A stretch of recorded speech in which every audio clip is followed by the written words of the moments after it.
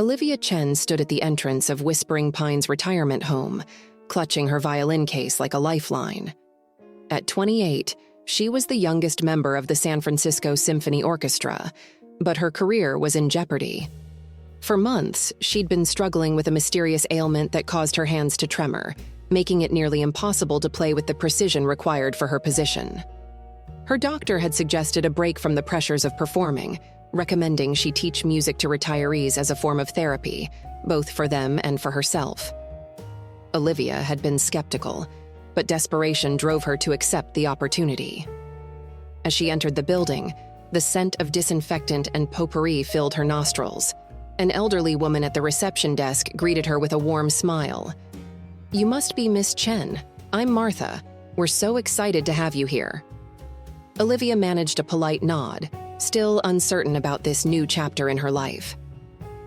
Martha led her to a sunlit room where a small group of residents were gathered, some looking eager, others appearing disinterested or confused. "Everyone, this is Miss Chen. She'll be teaching us music appreciation and maybe even how to play an instrument or two," Martha announced cheerfully. Olivia scanned the room, her gaze landing on a man in the corner. Unlike the others, he sat ramrod straight in his wheelchair, his eyes sharp and alert. There was something in his demeanor that intrigued her. As she began her introductory lesson, Olivia found herself continually glancing at the man. He never spoke, but his eyes followed her every movement. When she played a simple melody on her violin, his fingers twitched almost imperceptibly, as if longing to join in. After the class, Olivia approached Martha. "Who's the man in the corner, the one in the wheelchair?" Martha's expression softened. "That's Mr. Emerson, Arthur Emerson. He's been here longer than most of us can remember. Doesn't speak much these days, but there's still a spark in him." Intrigued, Olivia decided to approach Mr. Emerson. As she neared, she noticed a faded tattoo on his wrist, a treble clef.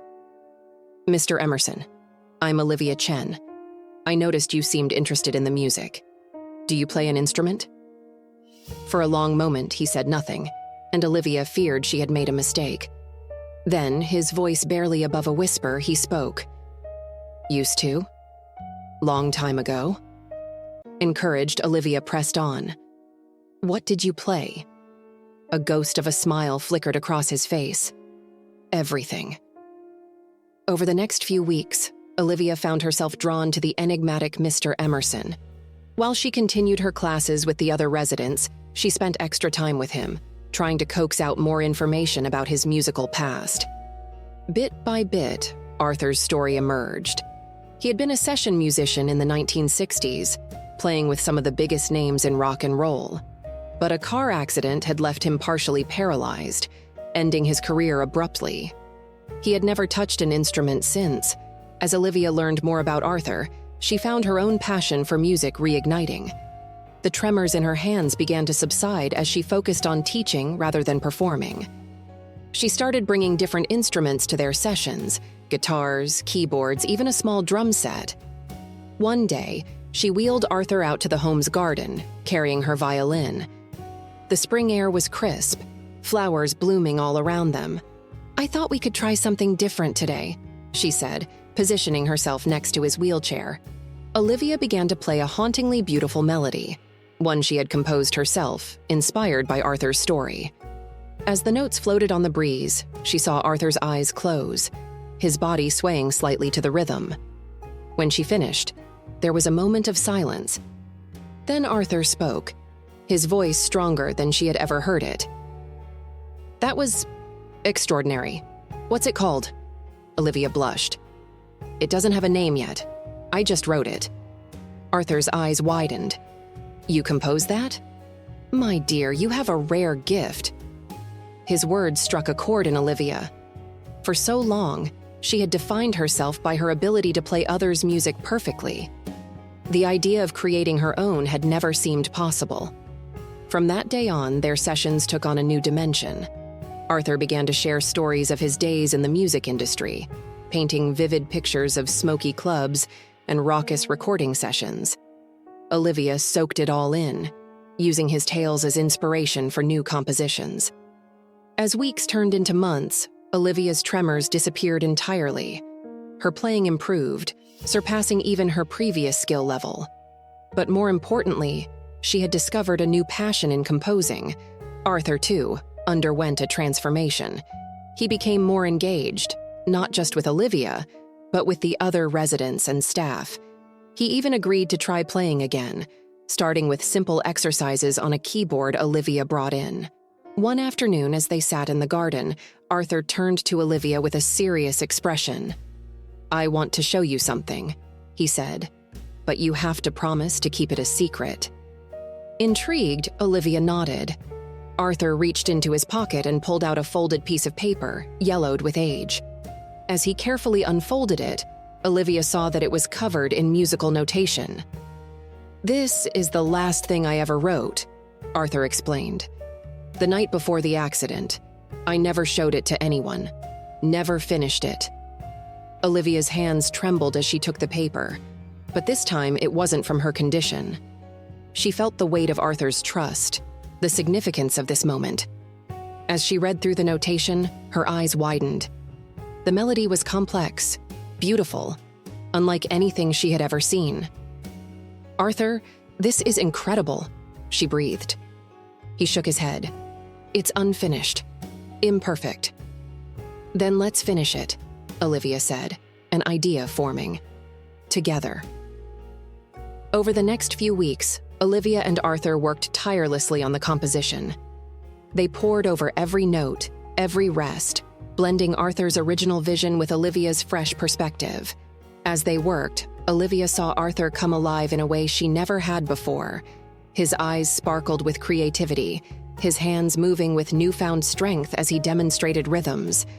As they neared completion, Olivia had another idea. "We should perform it," she suggested. "Here, for everyone." Arthur hesitated. "I haven't performed in decades, Olivia. I don't know if I can." She took his hand, squeezing it gently. "We can. Together." The day of the performance arrived, and Whispering Pines was abuzz with excitement. Residents, staff, and even some family members gathered in the common room. Olivia had brought in some of her colleagues from the symphony to help, creating a small ensemble. As Olivia helped Arthur position himself at the keyboard, she saw fear flicker in his eyes. She leaned in close, whispering, "Remember, it's just you and me in the garden. Play for the music, not the audience." Arthur nodded, taking a deep breath. Olivia raised her violin, and with a nod to the ensemble, they began to play. The melody that filled the room was unlike anything anyone had heard before. It was a perfect fusion of classic rock energy and classical complexity, with a touch of something entirely new. As Arthur's fingers moved across the keys, years seemed to melt away. His posture straightened, his face lit up with joy. Olivia felt herself getting lost in the music, her bow moving of its own accord. She locked eyes with Arthur, and in that moment, everything else faded away. They were no longer teacher and student, young and old. They were simply two artists creating something beautiful together. As the final notes faded, there was a moment of stunned silence. Then the room erupted in applause. Olivia saw tears in the eyes of many residents and staff members. Arthur sat at the keyboard, his chest heaving with emotion. In the days that followed, word of the performance spread. A video taken by one of the staff went viral, catching the attention of music critics and industry professionals. Olivia found herself fielding calls from record labels and concert promoters, all interested in the unique collaboration between a young violinist and an elderly rock musician. For Arthur, the performance marked a rebirth. He threw himself into music therapy sessions with renewed vigor, working with other residents to rediscover their own passions. He and Olivia continued to compose together, creating a body of work that defied genre classification. Olivia's career took an unexpected turn. While she maintained her position with the symphony, she also began performing and recording the pieces she created with Arthur. Critics praised the originality of their work, and a whole new audience discovered the joy of their musical fusion. But beyond the accolades and attention, What mattered most to Olivia was the profound connection she had forged with Arthur. He had become a mentor, a collaborator, and a dear friend. Through their shared love of music, both had found healing and a new sense of purpose. 1 year after their first meeting, Olivia and Arthur sat in the garden of Whispering Pines, enjoying the warm summer breeze. Arthur turned to her, a twinkle in his eye. "You know, when you first came here, I thought you were just another do-gooder trying to entertain us old folks." Olivia laughed. "And what do you think now?" Arthur smiled, patting her hand. "I think you're the best thing that's happened to this place. And to me, in a very long time." Olivia felt tears prick her eyes. "I could say the same about you, Arthur. You've changed my life in ways I never could have imagined." As they sat in comfortable silence, Olivia's mind wandered to the future. She thought of all the music yet to be written, all the performances yet to be given. But more than that, she thought of the connections yet to be made, between young and old, between different styles and genres, between hearts and souls. The melody that had brought them together was no longer forgotten. It had become the first notes of a beautiful ongoing symphony, one that would continue to touch lives and bridge generations for years to come. As the sun began to set, casting a golden glow over the garden, Olivia picked up her violin. Without a word, Arthur placed his hands on the portable keyboard they had brought outside. They began to play, a new melody emerging, born from the moment and their shared experiences. The music drifted through the open windows of Whispering Pines, drawing residents and staff to listen. Some closed their eyes, swaying gently to the rhythm.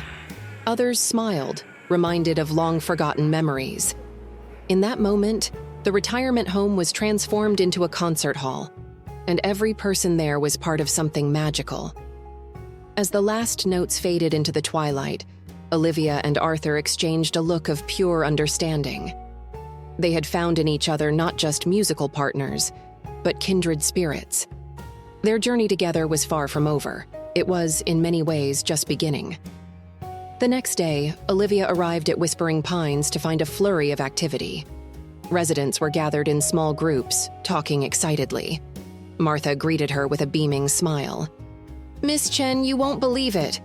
After your performance with Mr. Emerson, some of our other residents have been inspired to revisit their own talents.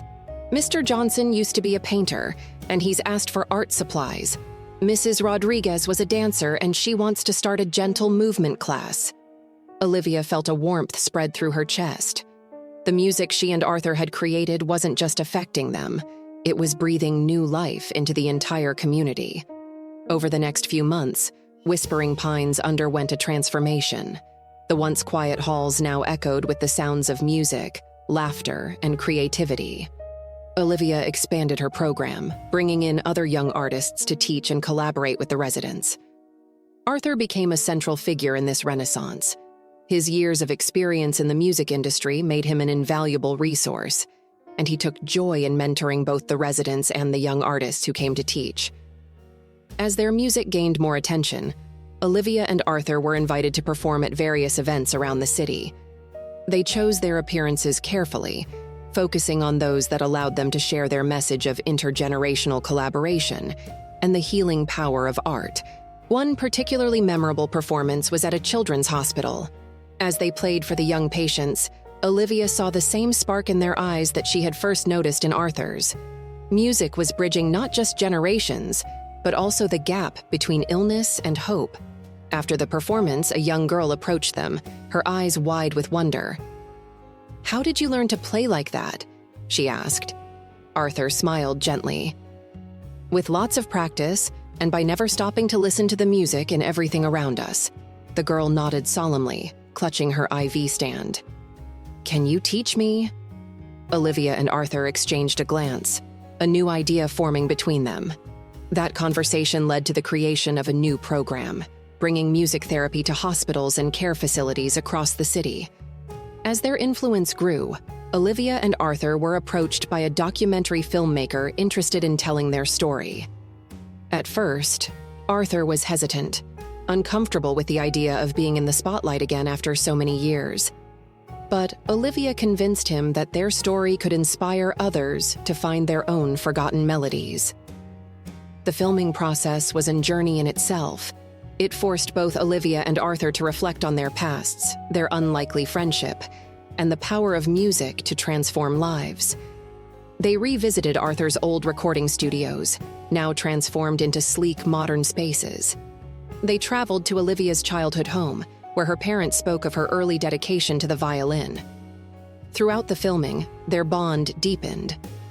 Arthur shared stories he had never told anyone, of loves lost and opportunities missed. Olivia confided her fears about the future, her worry that she might never measure up to her own expectations. The documentary, titled The Forgotten Melody, premiered at a small independent film festival. As Olivia and Arthur watched their story unfold on the big screen, surrounded by friends, family, and supporters, they felt a sense of awe at the journey they had taken together. The film ended with a performance of the piece they had first collaborated on, the one Arthur had started decades ago and Olivia had helped him finish. As the credits rolled, the audience rose in a standing ovation. In the weeks that followed the premiere, Olivia and Arthur were inundated with messages from people around the world who had been touched by their story. Many were inspired to reconnect with estranged family members, to pick up long-abandoned hobbies, or to volunteer their time to seniors in their communities. One day, as they sat in their usual spot in the Whispering Pines garden, Arthur turned to Olivia with a serious expression. "You know, my dear, I won't be around forever." Olivia felt her heart clench. It was a truth she tried not to think about too often. "Arthur, don't talk like that." He shook his head, smiling gently. "It's a fact of life, Olivia. But I want you to know that these past couple of years have been the best of my life. You've given an old man a reason to wake up excited every morning." Tears welled in Olivia's eyes. "You've given me so much too, Arthur. You've taught me that music is about more than perfection or technique. It's about connection, about touching people's hearts." Arthur nodded, his eyes twinkling. "That's why I want to make sure this doesn't end with us. I've been thinking, what if we started a foundation? Something to support intergenerational arts programs to keep this magic going, even when we can't do it ourselves anymore." Olivia's face lit up. "Arthur, that's a brilliant idea. We could help fund music therapy programs, sponsor concerts that bring together musicians of all ages." As they began to plan, Olivia felt a renewed sense of purpose. She realized that what she and Arthur had created was bigger than either of them. It was a legacy that could continue to bring joy and healing to people for generations to come. In the years that followed, the Emerson Chen Foundation became a driving force in arts education and therapy. Olivia divided her time between performing, composing, and overseeing the foundation's work. Arthur, though his health began to decline, remained a vital part of the foundation's vision, his wisdom and experience guiding their efforts. On Arthur's 90th birthday, Whispering Pines hosted a grand celebration. Musicians young and old gathered to perform, their music a testament to the bridges that had been built. As Olivia helped Arthur to the makeshift stage in the garden, she leaned down and whispered, "Ready for one more performance, old friend?" Arthur's eyes twinkled as he nodded. "Always, my dear. The music never truly ends. It just waits for someone new to pick up the melody." And as they began to play, their music soaring into the summer sky, Olivia knew that this was true. The forgotten melody they had discovered together would continue to play on, touching hearts and changing lives, long after the last note faded away.